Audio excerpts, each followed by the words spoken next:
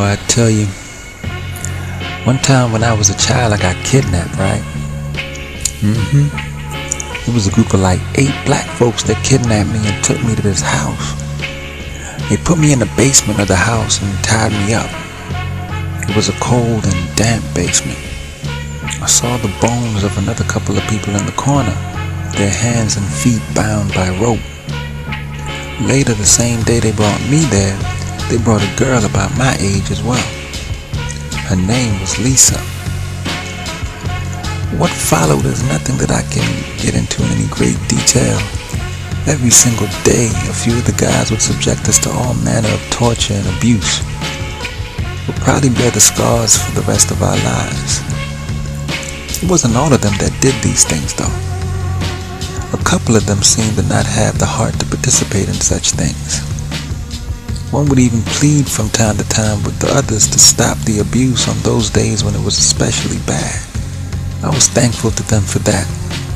And from time to time, a couple of them would sneak us some extra food and water. I thank God that there were a couple of good ones among them, because I don't know how I would have possibly survived without them.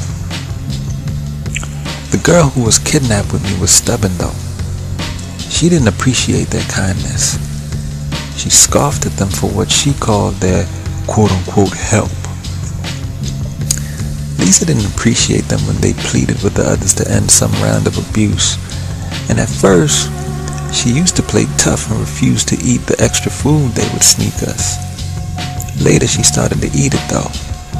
We both knew she was starving from all the work they would force us to do every day. After a while, it wasn't so bad anymore.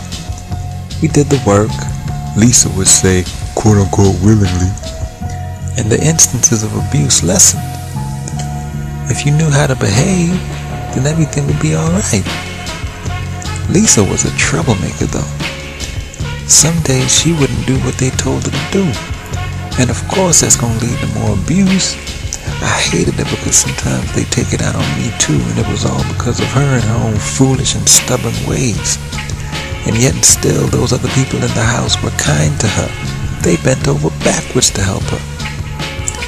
She would just say that it's all a hustle. She said if they really wanted to help, then why don't they ever take necessary steps against the others to bring down their whole scheme, therefore freeing us and making it so that they never kidnapped anyone else in the future.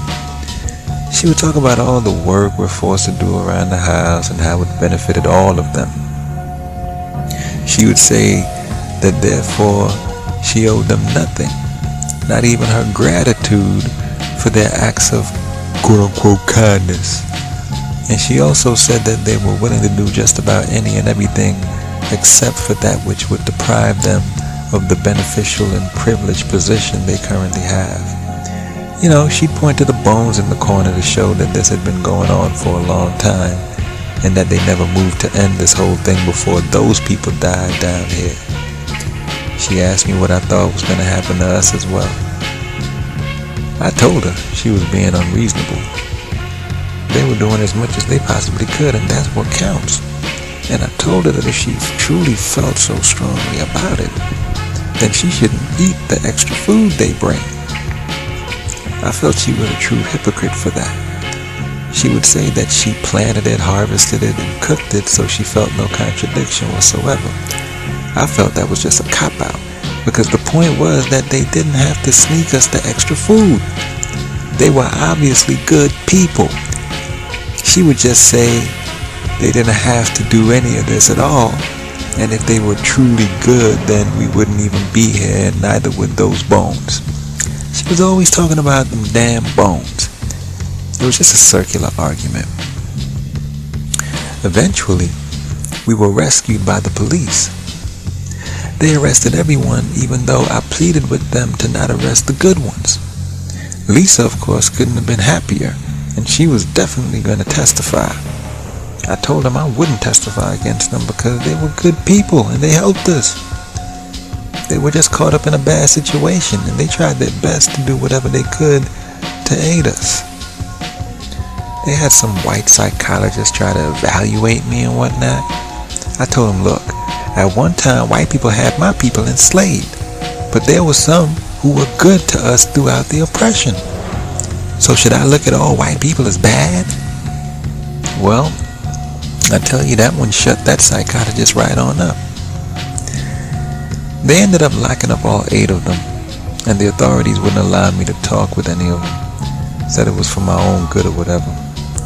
The psychologist diagnosed me with a couple of different mental diseases, none of which I care to remember because it's all bogus. Hell, for her, Lisa was always telling me that I was nuts, but hey, consider the source, right?